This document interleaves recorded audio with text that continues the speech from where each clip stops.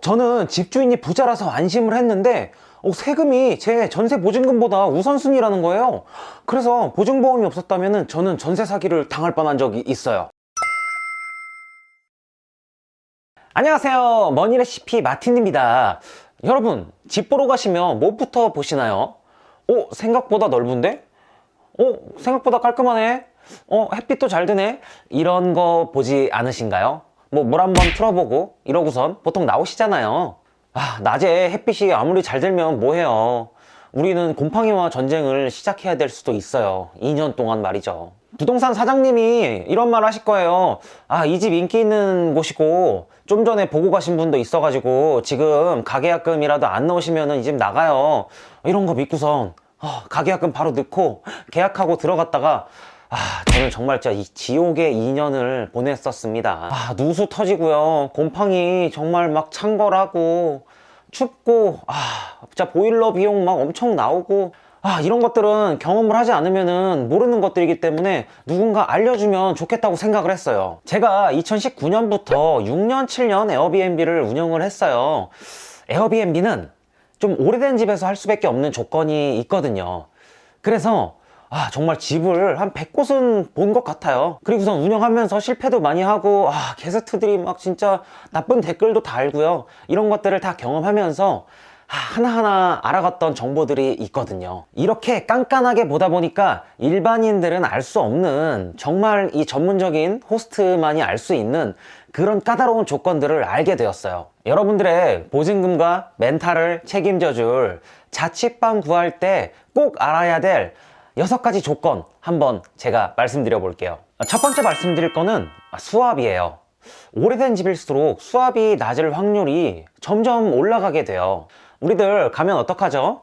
물 한번 이렇게 틀어보죠. 그리고선 생각보다 잘 나오네? 이러고선 나오시는 분들 굉장히 많을 거예요. 그런데 에어비앤비에서 게스트들이 가장 많이 하는 말이 뭔지 아시나요? 배수가 잘 안 된다는 내용이에요. 호스트로서의 팁을 한번 말씀드리면은 세면대 물을 켜고 변기물을 내려보는 거예요. 그러면은 수압이 약한 집은 이 물이 갑자기 확 줄어드는 거를 느끼실 수 있을 거예요. 이렇게 수압이 약하면은 여러분들 아침이나 저녁에 혹시 다른 집이 물을 쓸 때나 그럴 때도 수압이 확 약해질 수 있기 때문에 엄청나게 고생을 하실 거예요. 그리고 추가로 해보셔야 될 거는 배수구 마개를 닫고 물을 한번 틀어서 가득 담아보는 거예요. 녹물이 그냥 흐르는 물일 때는 안 보이거든요. 조금만 물이 담기게 되면은 녹물이 색깔이 보이게 되어 있어요. 녹물 만약에 나오기 시작하면은 이 필터 갈고 하는 것들도 보통 일이 아니거든요. 그리고 이 마개를 뺐을 때 배수구에서 물이 쭈르륵 내려가야 되는데 천천히 내려간다면 이것도 입주하기 전에 고쳐달라고 꼭 말을 해야 되는 부분이에요. 두 번째 말씀드릴 거는 결로와 곰팡이에요. 집 보러 가셨는데 집이 만약에 비어 있다면 집주인들은 보통 도배를 다 해놔요. 왜 도배를 해놓을까요? 곰팡이를 가리기 위해서예요. 곰팡이 위에다가 도배를 깔끔하게 해서 이 정보를 감추려고 할 가능성이 굉장히 높아요. 그러면 우리는 이런 집에서 곰팡이와 결로를 어떻게 눈치챌 수 있을까요? 창문을 보는 거예요. 창문을 봤는데 하얀 색깔, 이런 하이샤시라고 하죠. 그런 플라스틱 창문이 아니고 나무 창문이거나 알루미늄 창문이라면은 결로를 좀 의심해 봐야 돼요. 결로와 동시에 곰팡이도 분명히 생길 가능성이 높다고 볼 수 있어요. 그리고 겨울철에 우풍이라고 하죠. 바람이 들어와서 난방비도 많이 나올 확률이 높고요, 여러모로 불편한 점이 있으니까 창문을 한번 꼭 확인하셔서 하이샤시로 되어 있는 집으로 들어가는 것을 추천드려요. 곰팡이는 한번 생기기 시작하면은 못 없애는 거 아시나요? 없앨 수 있더라도 정말 많은 노력이 필요해요. 그러니까 곰팡이는 되도록이면 없는 집으로 가시는 게 가장 좋죠. 세 번째로 보실 거는 보일러예요. 한겨울에 보일러 고장나면 어떻게 되는지 아시나요? 집에서 입김 나와요. 집 보러 가시면은 무조건 보일러 앞에 서세요. 그리고 시공 표지판이 있을 거예요. 이 시공 표지판에 언제 시공되어 있는지를 한번 확인하시면은 보일러는 체크가 끝나는 거예요. 그런데 제조일자가 10년이 넘었다? 그럼 이거는 언제 망가져도 이상하지 않은 시한폭탄이라고 보시면 돼요. 이게 효율이 떨어져 가지고 난방비는 많이 나오는데 이 집이 따뜻하지 않은 경우가 많거든요. 이런 경우에는 집이 만약에 너무 마음에 드신다면 부동산 사장님한테 이 보일러가 오래됐으니까 만약에 고장나면은 바로 고쳐야 된다는 좀 특약을 넣어달라고 하세요. 그런 집주인도 알고 있을 거예요. 그런데 이게 이런 얘기를 안 한다면 집주인하고 또 논쟁이 있을 수 있거든요. 그러니까 꼭꼭 확인하시고 이 부분은 부동산에 말씀을 하시는 거 잊지 마세요. 네 번째는 지하철역과의 거리예요.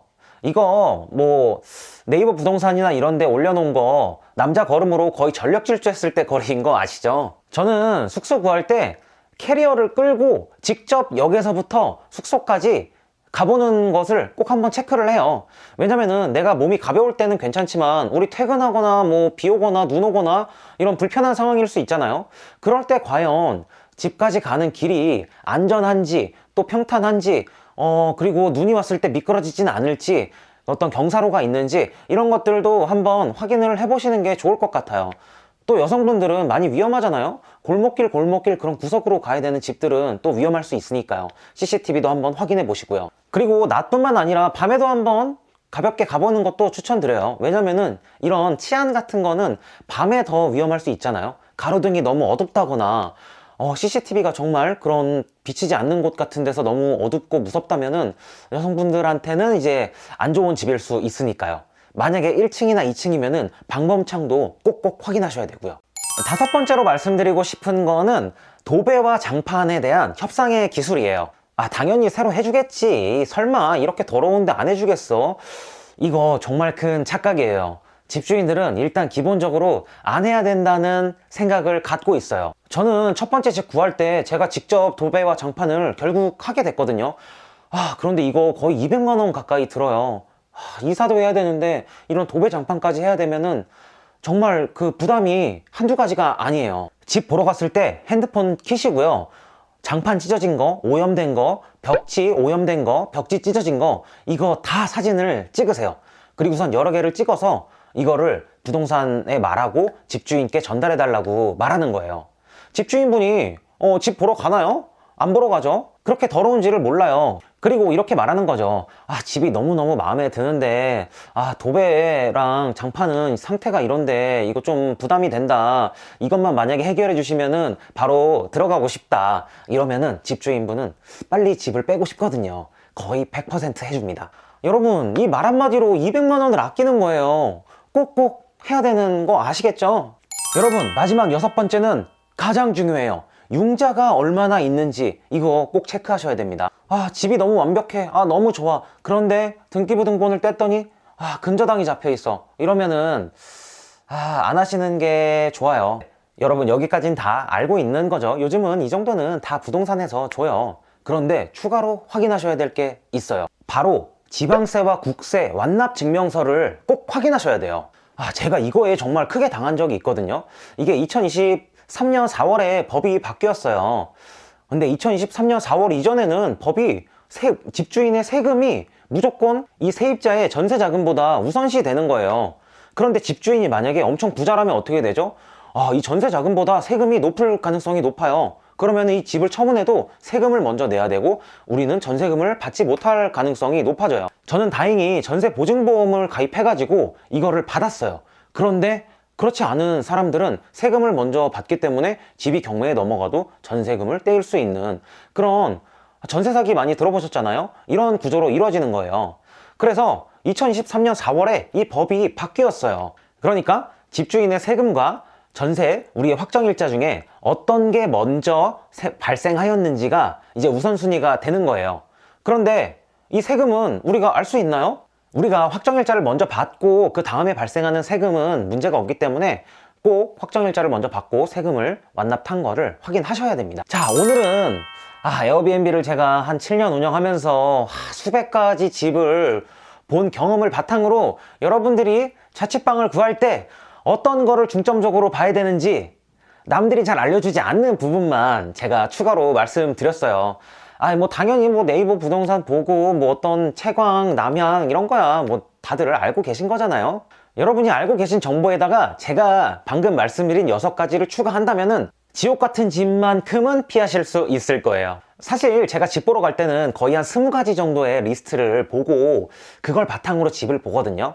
그런데 오늘 말씀드린 거는 이제 놓칠 수 있는 것만 말씀드린 거고요. 이 나머지 부분들은 제가 고정 댓글에다가 써놓을 테니까 혹시 필요하신 분들은 확인하신 다음에 집 보러 가시면 더 좋을 것 같아요. 오늘 영상이 여러분의 자금을 지키는데 도움이 되신다면은 구독과 좋아요 부탁드립니다. 다음에는 더 좋은 영상으로 찾아뵙겠습니다. 머니 레시피 마틴이었습니다. 감사합니다.